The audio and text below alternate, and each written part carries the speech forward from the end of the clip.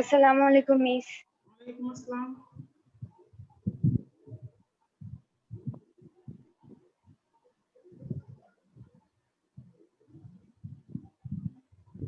আসসালামু আলাইকুম। ওয়ালাইকুম আসসালাম।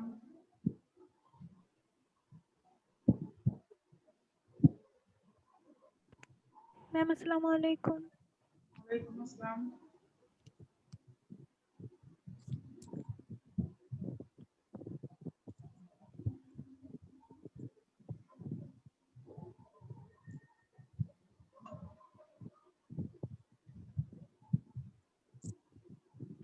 আচ্ছা, মোটামুটি এখন জয়েন করেছে 6 জন।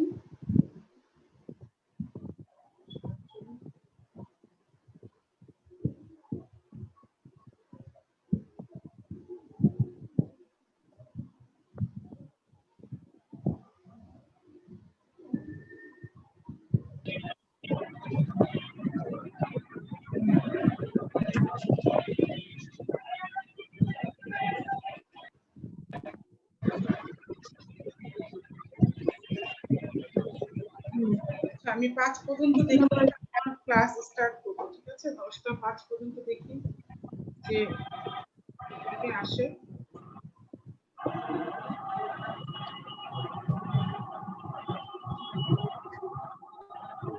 আর বাসার থেকে যেন খুব শব্দ আসতেছে, তোমরা সাউন্ড অপশনটা মিউট করে রাখো।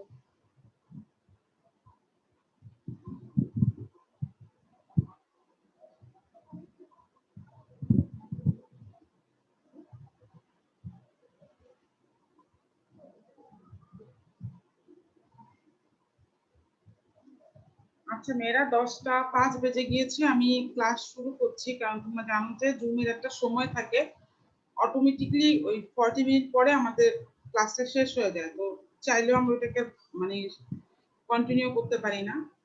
তো ব্যাপার হচ্ছে আজকে ক্লাসটা মূলত তোমাদের পরীক্ষা রিলেটেড। তোমাদের সাথে আমার আগামীকালও ক্লাস আছে।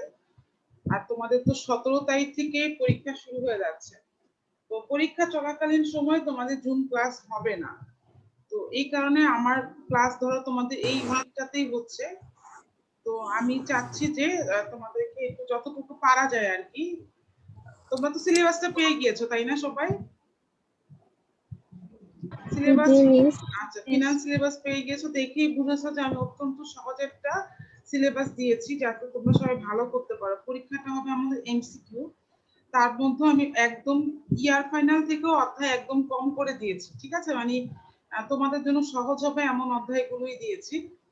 তো এখন হচ্ছে ব্যাপারটা, তোমাদের পরীক্ষা তো 25 মার্কের এমসিকিউ হবে, তোমরা বাসায় পরীক্ষা দিচ্ছ ওপেন বুক সিস্টেম। মানে আমরা জানি যে বাসায় পরীক্ষা দিলে সবাই বই খুলবাই। তো যেটাই হোক না কেন তোমাকে প্রিপারেশন নিতে হবে এইভাবে, কারণ প্রশ্ন হয়তো বা আমি না, যে কোনো টিচার এইভাবে করবে যে তুমি বই খুললে যে সেটা পেয়ে যাবে, ব্যাপারটা সেরকম না। কাজে প্রিপারেশনটা নিতে হবে ভালো করে। তো এখন আমরা প্রথম অধ্যায় থেকে একটু আলোচনা করি। আমাদের প্রথম অধ্যায়ের নামটা কি তোমাদের মনে আছে?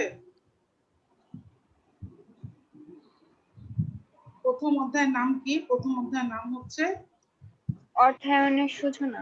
হ্যাঁ, অর্থায়নের সূচনা। সেই অর্থায়নের সূচনা অধ্যায়টি মূলত হচ্ছে আমরা প্রথম দিয়ে শুরু করছি। তো এই অধ্যায়ের কি কি আছে বা কোন কোন টপিক থেকে, আচ্ছা আগে বলি, স্ক্রিনে কি তোমরা কোনো পেজ দেখতে পাচ্ছ? জি মিস। আচ্ছা, স্ক্রিনে কি একটা বইয়ের পেজ দেখতে পাচ্ছ না? বহু নির্বাচনী প্রশ্ন উত্তরের জন্য সহায়িকা।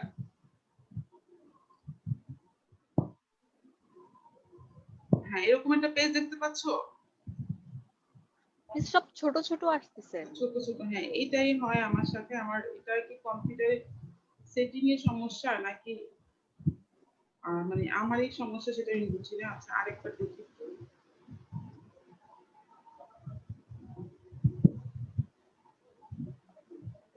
বড় আসলে আমাকে একটু বলবা, ঠিক আছে? আমি স্ক্রিনটাকে বড় করার চেষ্টা করছি।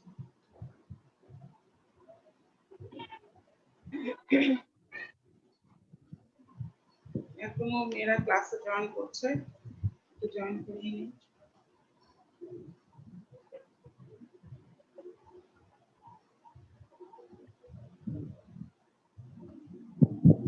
আচ্ছা এখন কি আসছে? জি মিস। আচ্ছা, তো দেখো আমরা প্রথম অধ্যায়টা মূলত আমাদের থিওরির অধ্যায়। তো সেই অধ্যায়ের অনেক কিছুই হচ্ছে আমরা জ্ঞানমূলকের জন্য যেগুলো পড়ি, অনুধাবনের জন্য পড়ি বা সৃজনশীলের জন্য পড়ি, আসলে সেগুলাই এমসিকিউর জন্য ইম্পর্টেন্ট। দেখো এই অধ্যায়ে কিছু সাল আছে, যেমন ধরো এই যে প্রথম 1800, আমি একটা বইয়ের পেজ এখানে তোমাদের মানে সুবিধার জন্য নিয়ে আসলাম। এরকম দেখবা যে তোমরা যে বইটা পড়ো সেই বইটার মানে চ্যাপ্টারটা শেষ হলে এরকম কিছু তোমার সহায়িকা উত্তরের জন্য কিছু সহায়িকা প্রশ্ন দেওয়া থাকে। সেটা হতে পারে জ্ঞানমূলক, সেটা হতে পারে বহু নির্বাচনী। এগুলো পড়লে হবে কি তোমরা একটা আইডিয়া পাবা যে কোন টপিকস থেকে এমসিকিউ প্রশ্নগুলো বেশি হয়। তো দেখো সালগুলো তো নিয়ে আসলে কিছু বলার নাই, সাল তোমাদের মুখস্থ করতেই হবে। তো এই যে প্রথম যেটা প্রশ্ন মূলত তোমাদের সাল নিয়ে, তো এই জাতীয় সালের প্রশ্নগুলো তোমরা মুখস্থ করে ফেলবে। সালের প্রশ্ন আসবে ধরো 25টার মধ্যে একটা বা দুইটা আসবে, সবই যে সাল থেকে প্রশ্ন হবে এরকম না। এরপরে দেখো এখানে 3 নাম্বার প্রশ্নটা যে সামষ্টিক অর্থনৈতিক পরিবেশ, মানে সামষ্টিক অর্থনীতি বলতে বোঝায় পুরা ব্যাপক হারে বা পুরা দেশের যে অর্থনীতিটা সেটা। তো সেখানে ব্যাংকিং প্রতিষ্ঠান আছে, অর্থ মূলধন বাজারের যত প্রতিষ্ঠানগুলো আছে সবগুলো প্রতিষ্ঠানই তোমার সামষ্টিক অর্থনীতির মধ্যে জড়িত। আর যেহেতু সামষ্টিক অর্থনীতির কথা বলেছি, সামষ্টিক অর্থনীতির পরে যেই ধারাটা সেটা হচ্ছে ব্যষ্টিক অর্থনীতি। মানে মূলত আমরা অর্থনীতিকে দুই ভাগে ভাগ করেছিলাম, সামষ্টিক আর ব্যষ্টিক। ব্যষ্টিক বলতে বোঝায় কোনো ব্যক্তি বা প্রতিষ্ঠানের অর্থনৈতিক কার্যক্রম, আর সামষ্টিক বলতে বোঝায় একটা ব্যাংকিং প্রতিষ্ঠান, একটা মূলধন বাজার বা একটা সমগ্র দেশ, যেমন ধরো বাংলাদেশের অর্থনৈতিক পরিবেশটা। এগুলো হচ্ছে মূল কথা। এরপরে দেখো 5 নম্বরে একটা ছোট্ট প্রশ্ন আছে যে সরকারি অর্থায়নের উৎস। আমরা সবাই জানি সরকারি অর্থায়নের উৎস বলতে বোঝায় যে সরকার কোথা থেকে টাকাগুলো পায়। এখানে দেখো কর, শুল্ক, সরকারি কোষাগার ও দপ্তর। দপ্তর বলতে এখানে বোঝা যাচ্ছে সরকারি অফিস আদালতে তোমার যে সমস্ত ফি গুলো আমরা দিয়ে থাকি, যেমন ধরো রেজিস্ট্রেশন ফি, জমি কয়লা করার সময় যে ফি গুলো দেওয়া হয় সেই ফি গুলোই কিন্তু যাবতীয় সরকারি অর্থায়নের উৎসের মধ্যে আসে। তাহলে দেখো এখন তোমরা কি বুঝতে পারছো যে ছোট ছোট টিকা, মানে এই টিকাগুলো মানে তোমাকে সরকারি অর্থায়নটা করতে হবে, তোমাকে সামষ্টিক অর্থনীতি কি সেটা করতে হবে, ব্যষ্টিক অর্থনীতিটা করতে হবে, তাহলেই মূলত তুমি এমসিকিউ প্রশ্নটা সঠিক উত্তর দিতে পারবা। আচ্ছা, এখন আমাদের বইয়ের পেছনে তো অনেকগুলো এমসিকিউ আছে, সেগুলো পরে আমরা দিতে পারবো, সেগুলো থেকে আমাদের ধরো 60-70% চলে আসবে, কিন্তু কিছু প্রশ্ন তো আমার বইয়ের ভেতর থেকেও আসতে পারে। এটা তোমার সবসময় হয়, তোমার এখনো হবে আবার তোমার বোর্ড ফাইনালও হবে। এই জন্য আমাদের এমসিকিউ সম্পূর্ণ ভালো করতে হলে আমাদের আসলে বইয়ের ভেতরে পড়া ছাড়া বিকল্প আসলে নেই। এরপরে দেখো 6 নম্বর প্রশ্নটা, কোম্পানির শেয়ার ক্রয়ের মাধ্যমে যারা বিনিয়োগ করে তারাই হচ্ছে স্টক হোল্ডার। তো স্টক হোল্ডার কারা, এরকম প্রশ্ন আসবে, স্টক হোল্ডার কারা? যারা কোম্পানির শেয়ার ক্রয় করে তারাই স্টক হোল্ডার। তো সেখানে অনেকগুলো অপশন থাকবে, শেয়ার ক্রয়ের মাধ্যমে, বন্ড ক্রয়ের মাধ্যমে, ডিবেঞ্চার ক্রয়ের মাধ্যমে, ঠিক আছে, তারপরে তোমার সিকিউরিটিজ ক্রয়ের মাধ্যমে। তুমি শেয়ার অপশনটাকে ক্লিক করবা, ঠিক আছে। এরপরে দেখো পরের প্রশ্নটা, স্টক হোল্ডার কারা? হু আর স্টক হোল্ডার? দেখো বলেছে যারা কোম্পানির মালিক, যেমন সাধারণ শেয়ার হোল্ডার আর অগ্রাধিকার শেয়ার হোল্ডার। আচ্ছা, কোম্পানির মালিক কিন্তু অগ্রাধিকার শেয়ার হোল্ডাররা না, কিন্তু স্টক হোল্ডার বলতে বোঝায় সাধারণ শেয়ার হোল্ডার হচ্ছে কোম্পানি মালিক, কোম্পানি মালিকও থাকবে, সাথে হচ্ছে অগ্রাধিকার শেয়ারও থাকবে। মানে মূলত স্টক হোল্ডার বলতে বোঝায় যার যার কাছে শেয়ার আছে, সেটা হতে পারে সাধারণ শেয়ার, সেটা হতে পারে অগ্রাধিকার শেয়ার, এই দুই ধরনের শেয়ারের মালিককেই বলা হচ্ছে স্টক হোল্ডার। আচ্ছা, এরপরে দেখো স্টেক হোল্ডার শব্দটা কিন্তু একটু আলাদা। মেয়েরা আমাদের প্রশ্ন যখন আসবে তখন আমরা প্রশ্নটাকে একটু ভালো করে পড়বো। দেখো উপরে কিন্তু স্টক হোল্ডার 7 নাম্বার, 8 নম্বরে কিন্তু স্টেক হোল্ডার। স্টেক হোল্ডার হচ্ছে কোম্পানির সাথে জড়িত যে সমস্ত পক্ষ সমূহ আছে।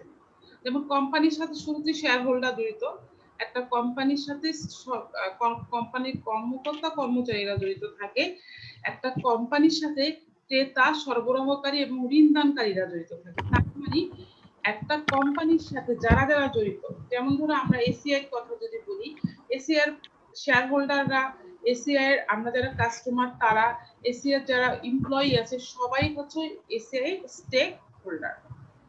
আচ্ছা, তো এই যে দেখো এখন আমাদের তো তোমরা সবাই জানো যে আমি প্রতিটাই যদি তোমাদেরকে ধরে ধরে পড়াতে পারলে খুব ভালো হতো, কিন্তু আমাদের রিভিউ ক্লাস বা আমাদের সময় খুব কম। তো তারপর আমি এই যে 8টা দেখালাম কেন, যে তোমাদের সুবিধার জন্য। এছাড়া আমি কিছু গুরুত্বপূর্ণ জিনিস দেখাই। এই যে দেখো, কোম্পানি মুনাফা অর্জনের সমতা শেয়ার প্রতি আয় দ্বারা প্রকাশ করা হয়। আচ্ছা, এখানে বলা হচ্ছে শেয়ার প্রতি আয় কি? শেয়ার প্রতি আয় হচ্ছে একটা শেয়ার হোল্ডার একটা শেয়ারের বিপরীতে কি পরিমাণ মুনাফা পাচ্ছে সেটাকে আমরা বলছি শেয়ার প্রতি আয়। দেখো এখন বলছে শেয়ার প্রতি আয় বের করার সূত্রটা কি? উপরে হচ্ছে নিট মুনাফা ভাগ হচ্ছে শেয়ারের সংখ্যা। এখন দেখো, ঝুঁকি ও অনিশ্চয়তা বিবেচনা করে প্রকল্প গ্রহণ করা হয়। কোথায় গ্রহণ করা হয়? সম্পদ সর্বাধিকরণে। দেখো, সম্পদ সর্বাধিকরণে 3টা তোমার পয়েন্ট আমরা বলেছিলাম, হয়তো তোমাদের মনে আছে। সম্পদ সর্বাধিকরণকে কেন আমরা মূল উৎস হিসাবে বা মূল তোমার হচ্ছে যে লক্ষ্য হিসাবে বিবেচনা করবো, এই জন্য 3টা পয়েন্ট আমরা বলেছিলাম।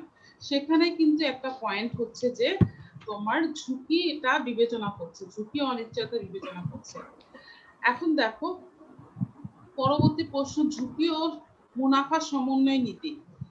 বিনিয়োগের ঝুঁকি যত বেশি হবে প্রত্যাশিত মুনাফার হার তত বেশি হবে, এটাই ঝুঁকি আর মুনাফার নীতি। তার মানে দেখো, তোমাদেরকে শুরু থেকে আমি যেগুলো বলছিলাম, অর্থায়নের লক্ষ্য, কারোর কাছে খাতা থাকলে লিখে নিতে পারো সামনে। অর্থায়নের লক্ষ্য, অর্থায়নের তোমার হচ্ছে নীতি, আর হচ্ছে তোমার হ্যালো, আসসালামু আলাইকুম মিস। হ্যাঁ, ওয়ালাইকুম আসসালাম।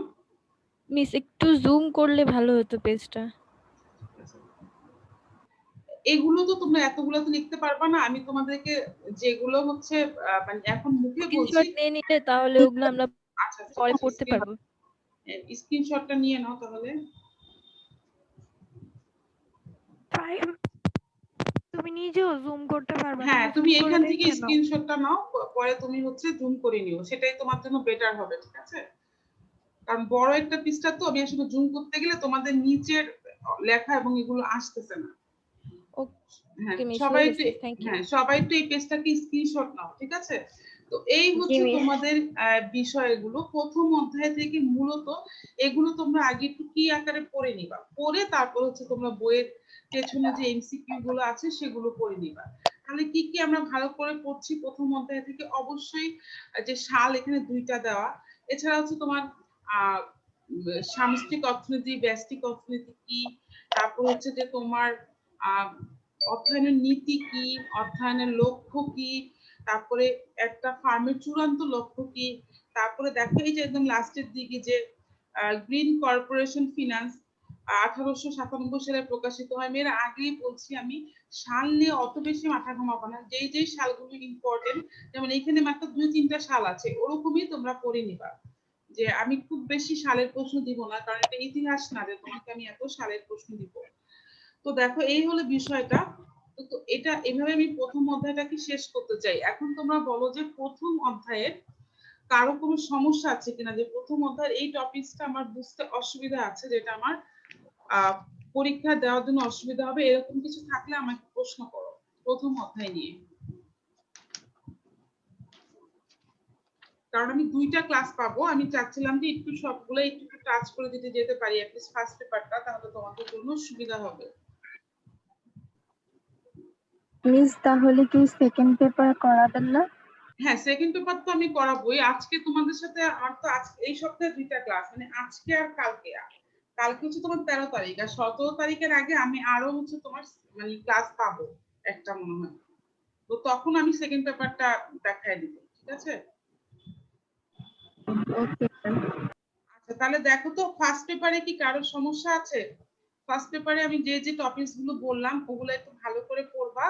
দেন হচ্ছে যে তোমার বইয়ের পেছনের এমসিকিউ গুলো পড়বা, আর ভেতরের পয়েন্ট গুলো পড়লে আমি তো বললামই একদম 100% তোমরা সঠিক উত্তর করতে পারবা।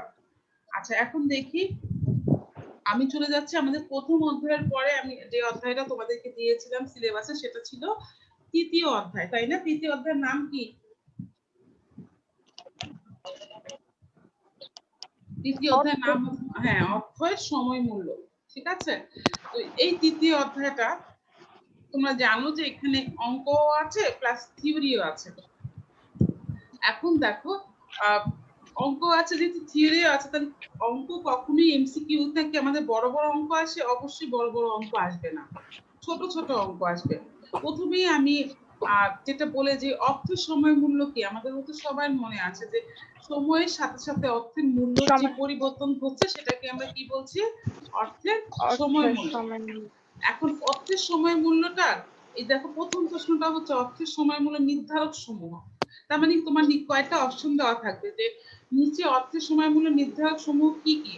এটা হচ্ছে তোমার এরকম সময় অনেক সময় থাকে না যে 1 ও 2, 1 ও 3, তারপর 1, 2 ও 3, মানে এই জাতীয় প্রশ্ন হতে পারে। আবার হচ্ছে যে কোনো একটা দিয়ে অন্যগুলো গুণত্ব দিয়েও তোমাকে চুজ করতে বলা হতে পারে। তাহলে নির্ধারক সমূহ হচ্ছে 3টা, অর্থের পরিমাণ, সময়কাল এবং সুদের হার।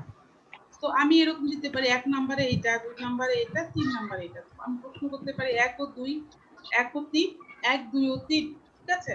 তো এরকম তো তুমি যদি জানো যে 3টাই আমার সঠিক উত্তর, তাহলে কোনটা দিবা? 1, 2 ও 3। তাহলে অর্থ সময় মূল্য নির্ধারক সমূহ হচ্ছে এই 3টা। তারপরে দেখো বার্ষিক বৃত্তির প্রকারভেদ।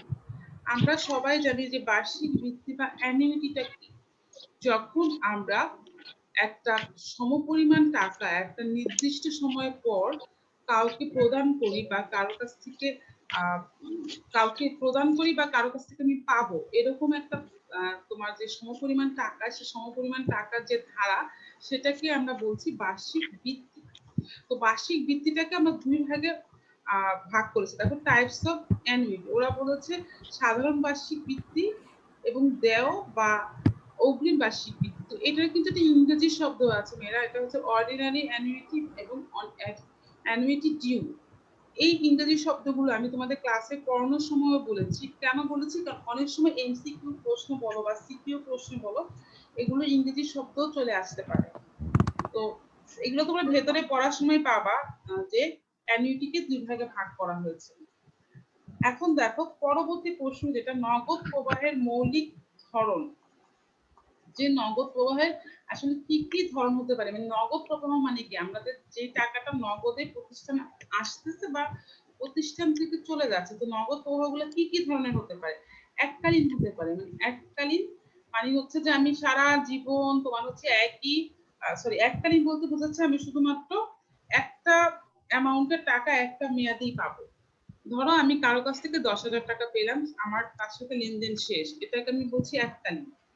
বার্ষিক বৃত্তি মানে হচ্ছে আমার একটা নির্দিষ্ট সময় পর্যন্ত 10 বছর বা 15 বছর পর্যন্ত আমি একই পরিমাণ টাকা পেয়ে যাব বা কাউকে দিয়ে যাব। মিশ্র নগদ হচ্ছে যেখানে কোনো সময় এককালীন হবে, কোনো সময় বার্ষিক বৃত্তি হবে। ঠিক আছে? তাহলে এই হলো নগদ প্রবাহের ধরন। তার মানে নগদ প্রবাহের ধরন হচ্ছে 3 ধরনের। একটা হচ্ছে এককালীন, একটা হচ্ছে বার্ষিক বৃত্তি, একটা হচ্ছে মিশ্র নগদ প্রবাহ। এরপরে দেখো অর্থের সময় মূল্যের ক্ষেত্র সমূহ। এটা তো ইম্পর্টেন্ট প্রশ্ন না, এটা একটা ইম্পর্টেন্ট প্রশ্ন 4 নম্বরে।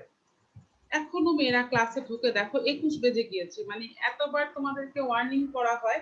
আসলে এরপর থেকে আমি তোমাদেরকে মানে 10-এর পরে, আমি 5 ও না 10-এর পরে যদি কারো কেউ ক্লাসে ঢুকো, আমি তাদেরকে নিব না ক্লাস, ঠিক আছে? 40 মিনিটের ক্লাসে তুমি যদি 20 মিনিট পরে আসো, তাহলে তো আসলে মানে কি বলবো আর। এরপরে দেখো কখন বর্তমান মূল্য অধিক পছন্দনীয়। যখন সুদের হার শূন্য হবে, মানে বর্তমান মূল্য কখন আমরা বেশি পছন্দ করব? যখন সুদের হার শূন্য, মানে আমার বর্তমান মূল্য আর ভবিষ্যৎ মূল্য যখন এক হয়, তখনই আমি বর্তমান মূল্যকে বেশি পছন্দ করি। কিন্তু যদি সুদের হার থাকে তাহলে আমার ভবিষ্যৎ মূল্য বেড়ে যায়, এজন্য তখন আমি অবশ্যই ভবিষ্যৎ মূল্যকে বেশি পছন্দ করব।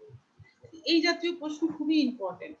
তারপর সময়ের পরিবর্তনের সাথে সাথে অর্থের মূল্য কেন পরিবর্তিত হয়? খুবই ইম্পর্টেন্ট প্রশ্ন, কারণ মুদ্রাস্ফীতি বা মুদ্রা সংকোচনের কারণেই আসলে অর্থের মূল্যটা পরিবর্তিত হয়। আচ্ছা, এখন দেখো চিরস্থায়ী বার্ষিক বৃত্তির উদাহরণ, পারপিচুয়াল বন্ড, পরিশোধযোগ্য বন্ড, সাধারণ শেয়ারের লভ্যাংশ, মানে এই জাতীয় প্রশ্নগুলো তোমরা হচ্ছে এখানে পড়তেছো। আচ্ছা, এখন দেখো এই পৃষ্ঠাটাও তোমরা চাইলে স্ক্রিনশট নিয়ে রাখতে পারো। স্ক্রিনশট নিয়েছো এটার? জি মিস। আচ্ছা, তাহলে আমি পরের পৃষ্ঠা যাচ্ছি। দেখো এটাও তৃতীয় অধ্যায় নিয়েই প্রশ্ন। তৃতীয় অধ্যায় আসলে অনেক কিছু আছে, যেহেতু এখানে কার বাসায় যেন একটা বাচ্চা কথা বলছি, তোমরা একটু মিউট করে দাও সাউন্ডটা, কারণ আমরা সবাই শুনতে পাচ্ছি। আচ্ছা, এখন দেখি যে আমরা 219 পৃষ্ঠা যেটা এসছে দেখো, তৃতীয় অধ্যায়, এখানেও আমাদের অনেক প্রশ্ন আছে, ঠিক আছে? তো এখানে দেখো আমি দুইটা একটু পড়ায় দিই তোমাদেরকে। যেমন দেখুন, ডিসকাউন্টিং বা বাট্টাকরণ জিনিসটা কি, প্রায় এই প্রশ্নটা তোমাদের আসে, ডিসকাউন্টিং বা বাট্টাকরণ। ভবিষ্যৎ মূল্য থেকে বর্তমান মূল্য নির্ণয়ের প্রক্রিয়াকে ডিসকাউন্টিং বলে, ঠিক আছে? আমরা এটা সবাই জানি, বর্তমান মূল্য নির্ণয়ের প্রক্রিয়ার নামই কিন্তু তোমার ডিসকাউন্টিং বা বাট্টাকরণ। আমি আগেই বলেছি শব্দগুলো এরকম বাংলাতেও আসতে পারে, আবার ইংরেজিতেও আসতে পারে। অপরদিকে বর্তমান মূল্য থেকে ভবিষ্যৎ মূল্য নির্ণয়ের পদ্ধতিকে কম্পাউন্ডিং বা চক্রবৃদ্ধিকরণ বা যৌগিককরণ বলে। তার মানে বর্তমান থেকে ভবিষ্যতে গেলে কম্পাউন্ডিং, আর ভবিষ্যৎ থেকে বর্তমানে আসছে ডিসকাউন্টিং। দেখো এখানে একটা যেমন গ্রাফের মতো দেওয়া আছে, এইটা লম্বা গ্রাফটা যদি আমার সময় রাখা হয়, তাহলে তোমার দেখো এখানে এই বাঁ পাশে দেখিয়েছে তোমার পিভি আর ডান পাশে দেখিয়েছে এফভি। আমি যদি এই তোমার হচ্ছে এফভি মানে ফিউচার থেকে, দেখো ফিউচার থেকে আমি একটা জিনিসের মূল্য বের করে বর্তমানে নিয়ে আসি, তখন এই প্রক্রিয়াটার নাম হচ্ছে আমার ডিসকাউন্টিং। আর ঠিক উল্টো, দেখো আমি যদি বর্তমান থেকে কোনো জিনিসটাকে একদম ফিউচারে নিয়ে যাই, তাহলে সেই প্রক্রিয়াটার নাম উপরের ভাগে বসবে হচ্ছে কম্পাউন্ডিং, ঠিক আছে? মানে আমি অ্যারোটা দিয়ে বুঝবো, বর্তমানে নিয়ে আসলে হবে ডিসকাউন্টিং, আর ভবিষ্যতে নিয়ে গেলে হবে কি কম্পাউন্ডিং। নওরিন তাবাসসুম, তুমি মাত্র ক্লাসে জয়েন করলা, এখন হচ্ছে 10টা 25 বাজে, মানে আমাদের ক্লাস শেষ হতে আর মাত্র 15 মিনিট সময় বাকি আছে। তোমাদের এই ক্লাসগুলো খুব গুরুত্বপূর্ণ, তোমরা একটু প্লিজ সবাই কাইন্ডলি সময় মতো অ্যাটেন্ড করবা। তোমরা সবাই জানো এখন আমরা অনলাইন নির্ভর হয়ে গিয়েছি, আমাদের কিছু করার নাই, আর বাসায় থেকে আমরা অনেক কিছু ভুলে গিয়েছি। তোমরা যদি এই ক্লাসগুলো সিরিয়াসলি না করো, তোমাদের কিন্তু পরীক্ষা হবে, তোমরা আবার ভেবো না যে তোমরাও এরকম একটা মানে সিচুয়েশনে পড়বা যেখানে পরীক্ষা হবে না। আমি মনে করি পরীক্ষা হওয়াই ভালো, কারণ আমাদের অনেক স্টুডেন্টই এসএসসি তে ভালো করতে পারে না, তাদের টার্গেট থাকে যে আমি ইন্টারে ভালো করে পড়ে আমি ভালো করব, তো পরীক্ষা না হলে তাদের অবস্থা কিন্তু খুবই খারাপ হবে। কারণ যাদের জিপিএ খারাপ তাদের অবস্থা আসলে কিন্তু সত্যিই খারাপ হচ্ছে, বা অনেকেরই কিন্তু মন খারাপ। তোমরা এজন্যই অনলাইন যে আমরা যতটুকু সম্ভব তোমাদের দেওয়ার চেষ্টা করছি, তোমরাও যতটুকু সম্ভব আমাদের কাছ থেকে নেওয়ার চেষ্টা করবা। একতরফা কিন্তু কিছুই হবে না, যে আমি টিচাররা জোর করছি আর তোমরা যদি সময় মতো ক্লাসে না আসো বা হচ্ছে ক্লাসগুলো না করো, তাহলে কিন্তু এটা খুবই কষ্টের। আচ্ছা যাই হোক, আজকে আসলে বেশি বলতেও পারবো না, কারণ আমি তাড়াতাড়ি শেষ করতে চাচ্ছি, অন্য অধ্যায়ে যেতে হবে। এই যে আমি কম্পাউন্ডিং ডিসকাউন্টিং বুঝিয়ে দিলাম, বুঝতেই পারছো এটা একটা ইম্পর্টেন্ট টপিক, এই জন্যই হচ্ছে আমি এটা বুঝালাম। এরপরে দেখো রুল 72। রুল 72টা তোমার হচ্ছে তোমার এরকম একটা টপিক যেটা তোমার খুবই ইম্পর্টেন্ট, তোমার জ্ঞান বলো, অনুধাবন বলো, আর এমসিকিউ বলো, যদিও সৃজনশীলের জন্য ইম্পর্টেন্ট না, কিন্তু এই তিনটা টপিকের জন্য রুল 72 ইম্পর্টেন্ট। রুল 72 কি, টাকা কত সময়ে দ্বিগুণ হবে বা কত সুদের হারে দ্বিগুণ হবে, এই দ্বিগুণ শব্দটা থাকলে আমরা বুঝে নিব এটা হচ্ছে রুল 72 এর কথা বলা হয়েছে। আচ্ছা, অর্থ সময় মানে দুইটি দিক, এটা বলার দরকার নেই, এটা সবাই পারো। আচ্ছা, এখন দেখো সরল সুদ আর চক্রবৃদ্ধি সুদ, আমার স্ক্রিনে 28 আর 29 নাম্বার। সরল সুদ হচ্ছে সুদ, প্রথমেই দেখো 28 নাম্বার আছে চক্রবৃদ্ধি সুদ। সুদ আসলের উপরে যেই সুদ প্রদান করা হয় বা দেওয়া হয় তাকে বলা হচ্ছে চক্রবৃদ্ধি সুদ। মানে কি, আগের বছরের সুদের সাথে আসল যুক্ত হয়ে যে নামটা হয়, যেটা নাম হচ্ছে সুদ আসল, এই সুদ আসলের উপরে আমরা যে সুদটা দেই সেটা হচ্ছে চক্রবৃদ্ধি সুদ। আর 29 নম্বরে দেখো সরল সুদ। সরল সুদ হচ্ছে শুধুমাত্র তোমার প্রতি বছর শুধুমাত্র আসলের উপরে তোমার গণনা করা হয়। যেমন তোমার আসল যদি হয় 10,000 টাকা, এই 10,000 টাকার উপর 10% মানে তোমার হচ্ছে 1,000, মানে প্রতি বছরে তোমার এই 10% করে একই অ্যামাউন্টের টাকার পরিমাণ থাকবে, সেটাকে আমরা বলছি সরল সুদ। আর যে সুদটা চেঞ্জ হয়ে যায় সেটাকে আমরা বলছি চক্রবৃদ্ধি সুদ, ঠিক আছে? আচ্ছা, এখন দেখো মিস, হ্যাঁ বলো। এগুলো আমাদের বইয়ে পাচ্ছি না, এটা আমাদের বইয়ের না, এগুলো তোমাদের বইয়ে পাবা না, এটা হচ্ছে যে একদম নতুন এডিশন যেটা বের হয়েছে, এই জন্য স্ক্রিনশট নিতে বললাম, ঠিক আছে? একবার এইবারে যে মিস নতুন, হ্যাঁ বলো। জি মিস, সবগুলো মিস পেজে সবগুলো কি আমরা পড়বো? আমি তোমাদেরকে আসলে এখানে কেন, যে হ্যাঁ বুঝতে পারছি আমি কেন এটা বলছি, কারণ আমার পক্ষে তো, আমি কেন এটা চুজ করেছি, আমার পক্ষে তো প্রতিটা অধ্যায় এখন তোমাদেরকে দেখিয়ে উল্টে উল্টে দেখানো সম্ভব না।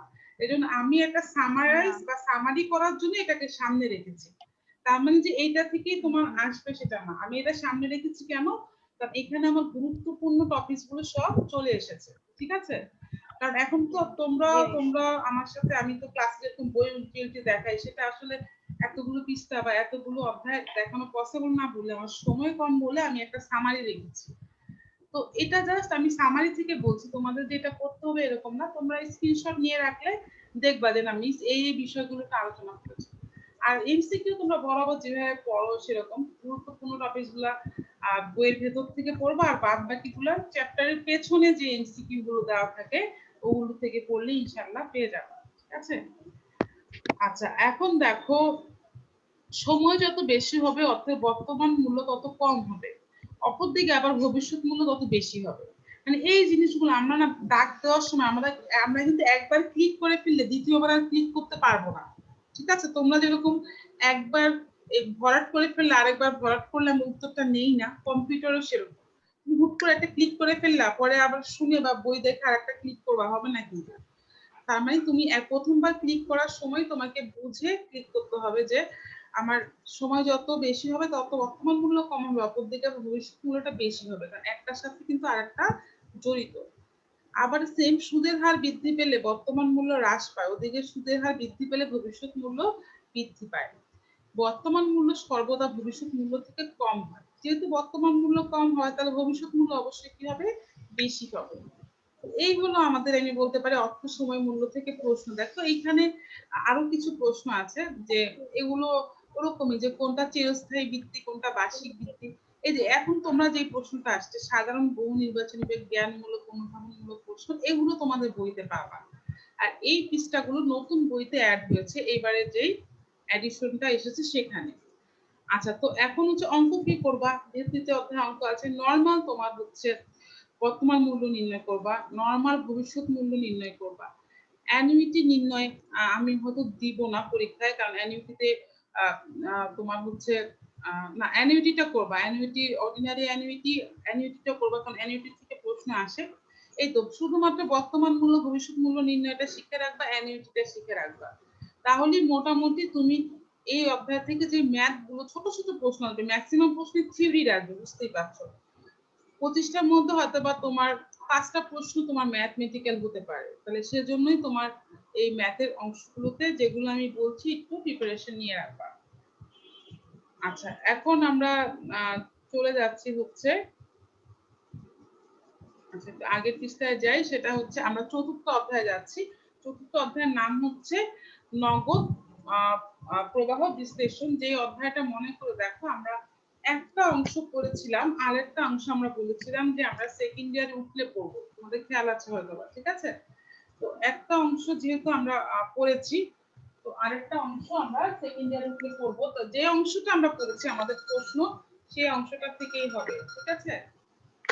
যেটা আমরা পড়ি নাই সেটা থেকে আমি প্রশ্ন দিব না, যেহেতু এটা তোমাদেরকে আমি অনলাইনেও তোমার হচ্ছে পড়াই নেই এখনো, কারণ এটা আমাদের বোর্ডেই দেখা লাগে, এটা বড় অঙ্ক যেটা বাকি রয়ে গেছে। আচ্ছা এখন দেখো প্রথমেই যেটা আমরা পড়বো, যে তোমরা এখানে কি পড়েছিলে, হয়তো যারা ক্লাস করেছো তোমাদের খাতায় আছে, তোমরা এখানে ব্রেক ইভেন পয়েন্ট নির্ণয় করা শিখেছিলে, ঠিক আছে। তো ওই ব্রেক ইভেন রিলেটেড যে প্রশ্নগুলো আছে সেগুলোই হচ্ছে আমরা পরীক্ষার জন্য করব, মানে যেই পর্যন্ত আমি ক্লাসে তোমাদেরকে পড়িয়েছি এই অধ্যায়টার ক্ষেত্রে সেই পর্যন্তই তোমরা পড়বা, এবং এমসিকিউ এর ক্ষেত্রেও সেটা প্রযোজ্য, ঠিক আছে। কাজেই এই অধ্যায়টা দেখবা যে অনেক এমসিকিউ তোমরা বইতে, কিন্তু আসলে তোমরা যেহেতু অর্ধেক করেছো ওই অর্ধেকের সাথে রিলেটেড এমসিকিউ গুলো তোমরা পড়বা। যেমন আমি এগুলো স্কিপ করে যাচ্ছি কারণ এগুলো হচ্ছে তোমাদের ওই টপিকস গুলো থেকে, কিন্তু এইটা দেখো তোমাদের টপিক।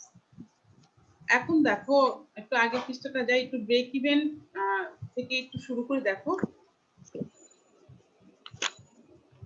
এই যে 4 আমার হচ্ছে 10 মিনিট সময় আছে, আমাকে ওয়ার্নিং দিচ্ছে। আচ্ছা যাই হোক, তো 4.51 দেখো ব্রেক ইভেন কি সেটা একটু আমরা বলি। ব্রেক ইভেন বিশ্লেষণের প্রধান উদ্দেশ্যই হচ্ছে কোম্পানির বিক্রয়ের এমন একটি পরিমাণ নির্ণয় করা যেখানে কোম্পানির লাভও হবে না আবার ক্ষতিও হবে না। তার মানে ব্রেক ইভেন হচ্ছে এমন একটি প্রক্রিয়া যেখানে কোম্পানির লাভও হচ্ছে না আবার ক্ষতিও হচ্ছে না। মনে করে দেখো তোমরা খুব মজা করে এই অধ্যায়টা করেছিলে এবং এই অধ্যায়ের অঙ্ক সবাই কারেক্ট করতে পেরেছিল পরীক্ষায়। এখন দেখো ঋতু মাত্র ক্লাসে ঢুকলো আর 9 মিনিট সময় আছে। এত লেট করলে তো আর ক্লাসে না আসা তো মানে আসা তো দরকার ছিল না। আচ্ছা 4.52 দেখো আরেকটা প্রশ্ন। একটি ফার্মে বিক্রয়ের মধ্যে যদি সকল পরিচালন ব্যয় বা অপারেটিং কস্ট পরিবর্তনশীল হয় তবে ব্রেক ইভেন পয়েন্ট শূন্য হয়। মানে প্রশ্ন হচ্ছে ব্রেক ইভেন পয়েন্ট কখন শূন্য হয়? যদি সকল পরিচালন ব্যয় পরিবর্তনশীল হয়। পরিবর্তনশীল ব্যয় মানে কিন্তু আমরা জানি যে ব্যয়গুলো চেঞ্জ হয় সেগুলোকে আমরা বলি পরিবর্তনশীল ব্যয়। সকল ব্যয় যদি আমাদের পরিবর্তনশীল হয় তাহলে ব্রেক ইভেন পয়েন্ট 0 হবে। এরপরে দেখো বিক্রয়ের মধ্যে সমস্ত ব্যয় যদি ফিক্সড কস্ট হয় তবে ব্রেক ইভেন পয়েন্ট হবে সেই পয়েন্ট যেখানে মোট আয় বা বিক্রয় এবং স্থির ব্যয় সমান। আচ্ছা আমি তোমাকে বলে দিই এই জিনিসটা কিরকম। যদি সকল ব্যয় স্থির হয় তাহলে ব্রেক ইভেন পয়েন্ট আর স্থির ব্যয় দুটার উত্তরই এক আসবে। ঠিক আছে। এরপরে দেখো বলেছে যে একটি ফার্ম পরিচালনায় ব্রেক ইভেন পয়েন্টের কিছু চালকের সাথে অনেক সংবেদনশীল যেমন স্থির পরিচালনা ব্যয় এটা দরকার নাই। যেমন একটা বলে যে এটা মেন থিং, একটা ব্রেক ইভেন পয়েন্টের সাথে দুই ধরনের ব্যয় জড়িত থাকে, একটা হচ্ছে স্থির ব্যয় আর একটা হচ্ছে পরিবর্তনশীল ব্যয়। সেটাই মূল কথা এখানে বলা হয়েছে। এখন দেখো break even chart. Break even চার্টে কি দেখায়? ব্রেক ইভেন চার্ট বা চিত্রেতে তোমরা সবাই চিত্র আঁকতে পেরেছিলা। সেখানে মোট ব্যয় বা মুনাফার সাথে তোমার বিক্রয়ের সম্পর্ককে দেখায়। ঠিক আছে। তো এই যে এই বিষয়টা এই চ্যাপ্টারে তাহলে কি করছো তোমরা? ব্রেক ইভেন রিলেটেড সব জিনিসগুলো পড়বা। তার মানে কি ব্রেক ইভেনের সংজ্ঞা, স্থির ব্যয়, পরিবর্তনশীল ব্যয়, তারপরে ব্রেক ইভেনের চিত্রে কি কি দেখাচ্ছে এই বিষয়গুলো, আর ব্রেক ইভেনের ফর্মুলাগুলো কিন্তু মেরা করতে হবে। তার মানে ব্রেক ইভেনের যে অঙ্কের যে ফর্মুলাগুলো আমরা পড়েছিলাম সেই ফর্মুলাগুলো আমার এমসিকিউ প্রশ্ন হিসেবে আসতে পারে। ঠিক আছে। আর বাদ বাকি যেগুলো তোমার নগদ প্রবাহ রিলেটেড, এই দেখো একটা উপরে টপিক দেওয়া আছে নগদ প্রবাহ, দেখতে পেয়েছো? তোমাদের বইতে এটা পাবা। এই নগদ প্রবাহ রিলেটেড কিছু করা লাগবে না, কারণ নগদ প্রবাহের অঙ্ক আমরা করি নাই, থিওরিও করি নাই, কিন্তু আমরা পড়েছি ব্রেক ইভেন। আমরা ব্রেক ইভেন রিলেটেড যা আছে সব পড়বো এই অধ্যায়ে। ধরতে গেলে তোমাদের এই অধ্যায়ের অর্ধেকেরও কম আছে। আচ্ছা তো এই গেল আমার চতুর্থ অধ্যায়। তো এখন আমি চলে যাচ্ছি আমাদের ষষ্ঠ অধ্যায়। ঠিক আছে। আচ্ছা ষষ্ঠ অধ্যায় চলে যাচ্ছে। আমাদের সময় আর কতটুকু আছে একটু দেখি। সময় মনে আর 4 মিনিট আছে। তো আমি ষষ্ঠ অধ্যায়টা আজকে যাচ্ছি না, আমি তাহলে আগামী দিন যাব, কারণ তোমাদের একটু হচ্ছে কথা শোনার দরকার আছে। আমরা আগামী দিন ষষ্ঠ অধ্যায়ের সাথে তোমাদের প্রবলেম বা সেকেন্ড পেপারের কিছু দেখবো। তো এখন হচ্ছে আমি যে তিনটা অধ্যায় তোমাদেরকে দেখালাম, সরি, তো সেই তিনটা অধ্যায় তোমরা এতক্ষণ হয়তো ইনস্ট্রাকশনটা বুঝে গিয়েছো যে কিভাবে আমাদেরকে পরীক্ষার জন্য প্রিপারেশন নিতে হবে। আর তোমরা ইউটিউবে বাংলাতেই লিখে সার্চ দিবা যে কিভাবে গুগল ফর্মে পরীক্ষা দিতে হয়। পরীক্ষাটাও তোমাদের জন্য যেরকম নতুন আমাদের জন্য নতুন। তো তোমরা বাংলাতেই দেখবা কি ভিডিও আসবে বিভিন্ন যে পরীক্ষা তুমি কিভাবে দিবা এই সংক্রান্ত ভিডিও দেখলে তোমার পরীক্ষার ভয়টা আসলে কেটে যাবে। ঠিক আছে।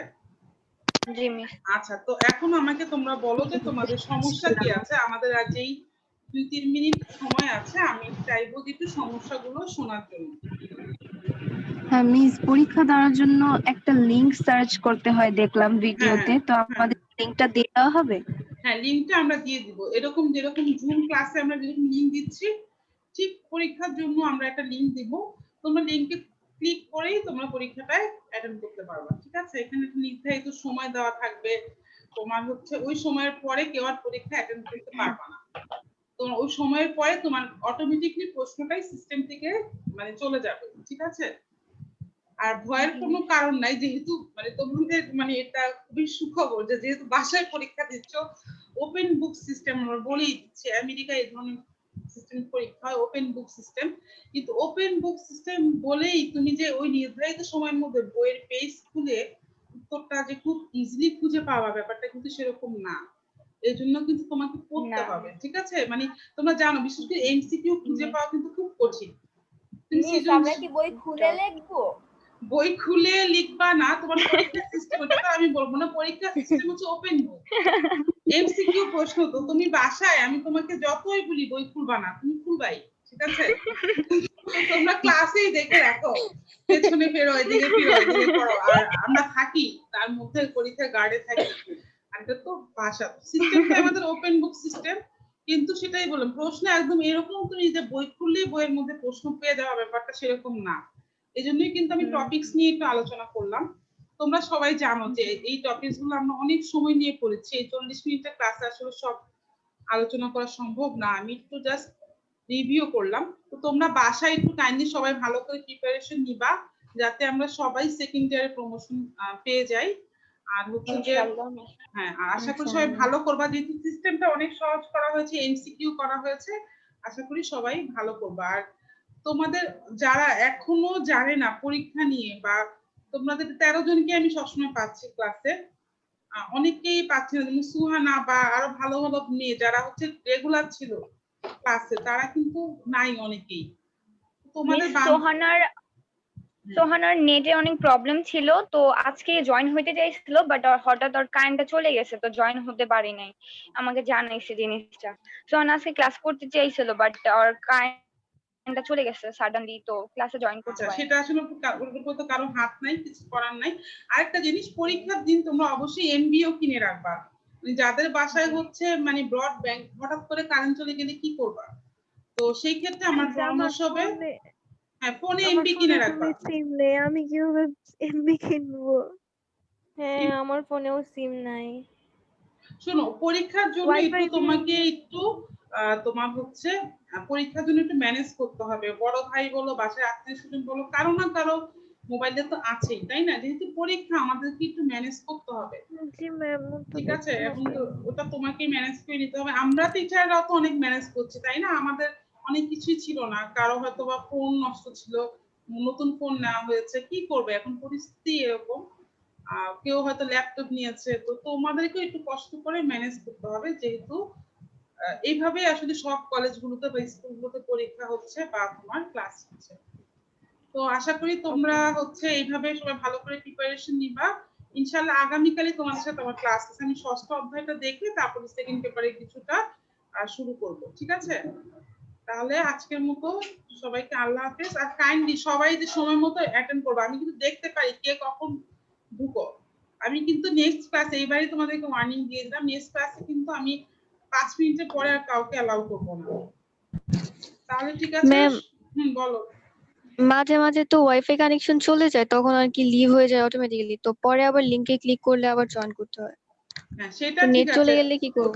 নেট চলে গেলে ওটাই তো বললাম, এই ধরনের সিচুয়েশনের উপরে আসলে কারো হাত নাই, কিন্তু আমরা নিজেরাই জানি যে অনেকে আমরা ইচ্ছা করেই লেট করি, তো ওই ইচ্ছা কিন্তু লেট যাতে না হয়, ঠিক আছে? জি মিস। আচ্ছা, ঠিক আছে, তাহলে সবাই ভালো থেকো, সুস্থ থেকো। ম্যাম, আসসালামু আলাইকুম। ওয়ালাইকুম মিস আসসালাম। আসসালামু আলাইকুম। ওয়ালাইকুম আসসালাম। আল্লাহ হাফেজ। আসসালামু আলাইকুম ম্যাম ম্যাম। আসসালামু আলাইকুম।